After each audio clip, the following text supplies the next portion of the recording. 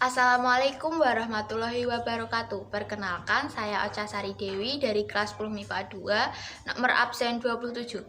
Di sini saya akan menceritakan sejarah kerajaan Pajang. Simak videonya ya dan selamat menonton. Asal-usul kerajaan Pajang. Pajang merupakan sebuah kerajaan yang berdiri sebagai pengganti dari kerajaan Demak. Awalnya, kerajaan ini merupakan salah satu daerah yang berada dalam wilayah pemerintahan kerajaan Demak.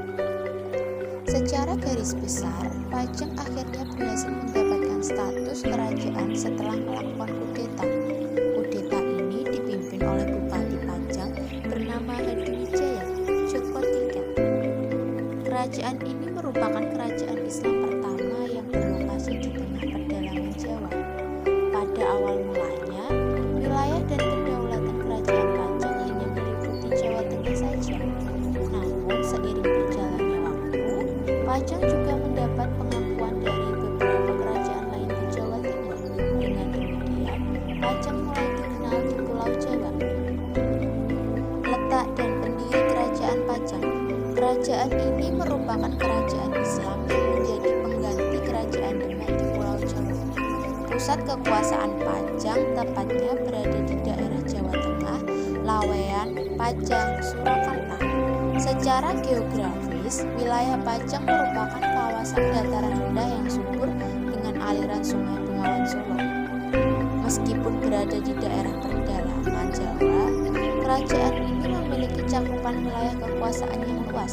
Wilayah kekuasaannya meliputi Pengging, Tingkir, Butuh, Madiun, dan juga daerah dengan aliran Sungai Bengawan Solo seperti Bagelan, Blora, Kedung, Kediri, Banyumas, Madura, dan Surabaya.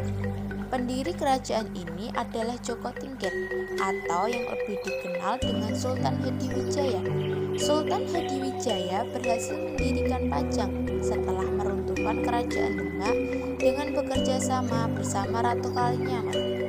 Kerjasama ini dijalankan dengan rencana pembunuhan Arya Penangsang sebagai Raja Demak.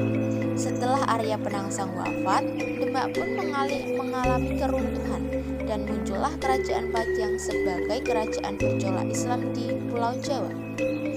Kehidupan masyarakat dan masa kejayaan kerajaan Pajang. A. Kehidupan politik kerajaan Pajang. Kehidupan politik kerajaan Pajang dipenuhi dengan banyak tokoh yang terpaku dengan dendam dan perebutan pemerintahan. Pada awal berdirinya, kerajaan ini mengalami kudeta yang dilakukan oleh Arya Penangsang. Kudeta ini dijalankan berdasar dengan rasa benci dan dendam kepada Sultan Hadiwijaya. Alhasil, pertikaian darah antara Hadiwijaya dan Arya Penangsang pun tak dapat dihindari. Selain itu, kehidupan politik kerajaan ini juga dihiasi dengan perebutan tahta yang terus berjalan dari masa Sultan Hadiwijaya hingga masa pemerintahan Pangeran Benawa II. Perebutan ini terjadi lantaran dendam dan ketidakpastian pewarisan tampuk kepemimpinan di Pajang. B. Kehidupan ekonomi kerajaan Pajang. Pajang merupakan wilayah subur yang menyandang predikat sebagai lumbung beras pada abad ke-16 hingga 17. Suburnya tanaman pokok di Pajang tidak lain didasari dari letak Pajang yang berada di dataran rendah Sungai Pepe dan Dengkeng dengan Bengawan Solo. Letaknya yang strategis membuat tanah Pajang memiliki sistem irigasi yang terkelola dengan baik. Pajang bahkan mampu menjadi eksportir beras yang secara aktif mengirimkan beras melewati jalur perdagangan Sungai Bengawan Solo.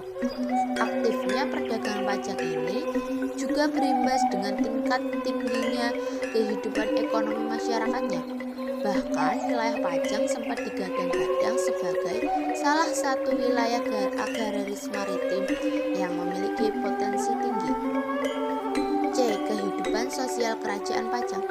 Kehidupan sosial masyarakat Pajang di masa lalu digambarkan sebagai masyarakat yang harmonis dan memiliki tingkat kearifan lokal yang tinggi. Kehidupan sosial yang tinggi ini tentunya juga didukung dengan faktor ekonomi yang tinggi pula pada masa tersebut. D. Kehidupan agama kerajaan Pajang. Kehidupan agama masyarakat Pajang dihiasi dengan perkembangan Islam yang besar inilah yang menjadi cikal bakal berdirinya Kerajaan Pajang sebagai salah satu kerajaan bercorak Islam yang terkenal di Nusantara. Tentunya perkembangan agama Islam ini tak lepas dari peran para wali songo yang turut serta menyebarluaskan agama Islam di tanah Pajang. Terlepas dari itu, Sultan Hadiwijaya sebagai raja pertama Pajang juga memiliki pengaruh yang besar. Terkenalnya Sultan Hadiwijaya sebagai pemeluk Islam yang taat membuat masyarakat Pajang membuka diri terhadap pemikiran dan ajaran Islam. Kehidupan kebudayaan Kerajaan Pajang. Kehidupan budaya di Pajang banyak dipengaruhi oleh seni-seni Islamis. Hal ini terbukti dari berdirinya Masjid Laweyan sebagai pusat peribadahan Islam pada masa tersebut. Selain itu, kebudayaan membatik tulis juga merupakan sebuah kebanggaan sekaligus bukti peninggalan Pajang di Jawa. Sistem dan perkembangan pemerintahan Kerajaan Pajang. Sistem pemerintahan Kerajaan Pajang merupakan kerajaan Islam pertama di Jawa bagian pedalaman. Menandai runtuhnya Kerajaan Demak, Pajang mengambil alih peranan kerajaan bercorak Islam di tanah Jawa. Dalam pemerintahannya, Pajang memposisikan adipati-adipati sebagai perpanjangan tangan dari raja yang berkuasa. Bahkan pada masa pemerintahan Pangeran Benawa, kerajaan ini juga memiliki seorang senopati yang membantu menjalankan tugas-tugas kerajaan. Silsilah raja-raja Kerajaan Pajang. 1. Sultan Hadiwijaya. Sultan Hadiwijaya atau yang juga dikenal dengan nama Joko Tingkir merupakan raja pertama dari Kerajaan Pajang. Lewat kudeta yang dilakukan, Joko Tingkir berhasil meruntuhkan Kerajaan Demak, kemudian membentuk kerajaan Islam baru di daerah Pajang, yang kemudian dikenal dengan nama Kerajaan Pajang. Menurut silsilah keluarganya, Joko Tingkir adalah salah satu cucu dari Sunan Kalijogo. Pada perkembangannya, Joko Tingkir menikahi putri dari seorang Sultan Demak, Sultan Trenggono. Berkat pernikahan ini, Joko Tingkir diangkat menjadi penguasa Pajang dengan gelar Hadiwijaya. 2. Arya Pengiri. Pada masa pemerintahannya, Arya Pengiri mendapatkan gelar sebagai Sultan Ngawantipura. Dalam perjalanannya, Arya Pengiri dinikahkan dengan putri tertua Sultan Hadiwijaya, Putri Pembayun, sehingga berhak atas tahta pemerintahan. Keabsahannya sebagai raja Kerajaan Pajang sendiri didapat dari usaha penghasilan Pangeran Benawa yang berhak atas tahta kerajaan utama. 3. Pangeran Benawa. Periode pemerintahan Pangeran Benawa merupakan masa pemerintahan paling singkat dalam sejarah Kerajaan Pajang. Pangeran Benawa hanya pemerintah selama 1 tahun pemerintahan.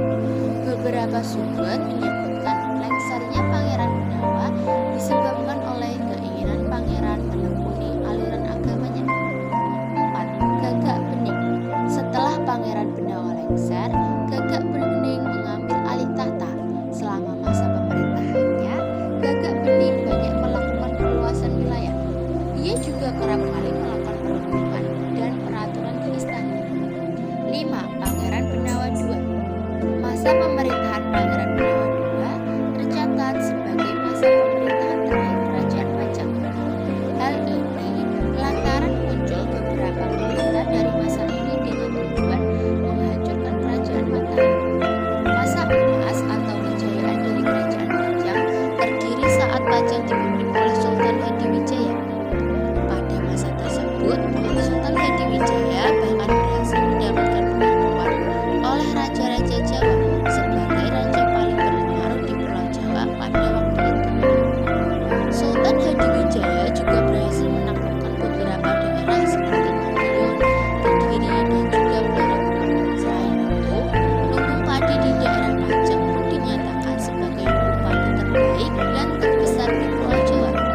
Kemudian, dari masa pemerintahannya, Pajang juga mengalami kemajuan dari segi sosial budaya hingga pada 1581, Sultan Hadiwijaya juga memperoleh gelar resminya sebagai Sultan. Penyebab keruntuhan Kerajaan Pajang. 1. Melawan Sutawijaya. Awal masa kemunduran kerajaan Pajang dimulai dari peperangan melawan Sutawijaya. Setelah diangkatnya Sutawijaya sebagai pemimpin Mataram, kerajaan ini pun mulai berkeinginan memisahkan diri dengan Pajang. Keinginan Sutawijaya untuk melepaskan diri dengan Pajang kemudian menjadi awal mula perselisihan antara Pajang dan Mataram. Meskipun peperangan antara keduanya dimenangkan oleh Hadiwijaya, Pajang cukup banyak mengalami kerugian dan kemunduran perkembangan. Hal ini lantaran Hadiwijaya sebagai raja terlalu fokus memerangi Sutawijaya dan mengabaikan Pajang. Kondisi diperburuk dengan meninggalnya Hadiwijaya tanpa adanya penerus yang mumpuni untuk memerintah Pajang.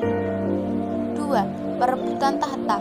Seperti pada kerajaan lainnya, perebutan tahta kerajaan juga tak luput dari penyebab keruntuhan kerajaan Pajang. Setelah Sultan Hadiwijaya meninggal, perebutan tahta terjadi antara menantu Arya Panggiri dan putranya Pangeran Benawa. Perebutan kekuasaan ini membuat basis kekuasaan kerajaan terpecah menjadi dua kekuatan. Pada akhirnya, perebutan tahta dimenangkan oleh Arya Panggiri pada 1583. Namun sayangnya, pemerintahan Arya Panggiri hanya dipenuhi dengan keinginan untuk balas dendam terhadap kerajaan Mataram, sehingga banyak urusan kerajaan yang terbengkalai. 3. Bawahan kerajaan Mataram. Setelah masa kepemimpinan Pangeran Benawa II berakhir pada tahun 1587, Pajang menjadi kerajaan yang pasif. Hal ini lantaran Pajang tidak memiliki putra mahkota yang dapat melanjutkan kepemimpinan Pajang. Peninggalan kerajaan Pajang. 1. Masjid Laweyan.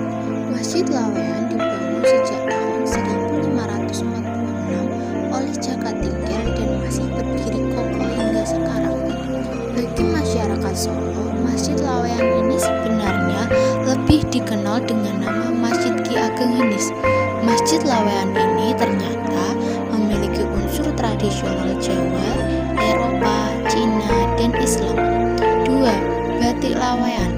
Selain masjid, peninggalan dari kerajaan Pajang yang masih sangat eksis hingga hari ini adalah Kampung Batik Laweyan. Kampung ini kini sudah menjadi pusat batik yang ada di kota Solo dengan luas tanah sekitar 24 hektar. Kampung ini sudah ada sejak pemerintahan kerajaan Pajang di tahun 1546 yang kini dibuat dengan konsep terintegrasi. 3. Pasar Laweyan.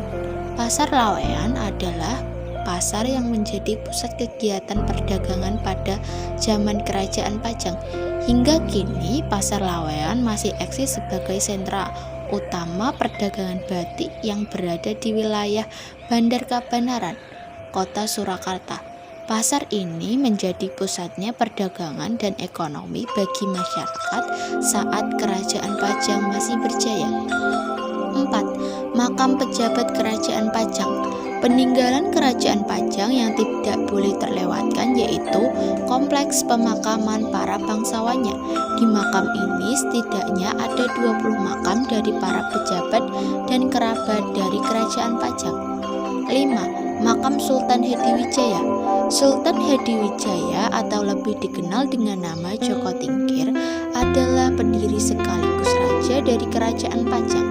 Joko Tingkir meninggal dunia di tahun 1582 dan dimakamkan di kampung halaman sang ibunda. 6. Bandar Kabanaran. Bandar Kabanaran adalah sebuah situs yang bisa kita temukan di Jalan Inti, Kecamatan Laweyan, Surakarta. Bandar Kabanaran ini berlokasi di tepi Sungai Jenes yang merupakan anak sungai dari Sungai Bengawan Solo. Bandar Kabanaran dulunya adalah pelabuhan yang menghubungkan kerajaan Pajang, Kampung Laweyan, dan Badar Besar Nusupan di tepi Bengawan Solo. Nah, itu dia cerita tentang sejarah kerajaan Pajang. Terima kasih, semoga bermanfaat. Wassalamualaikum warahmatullahi wabarakatuh.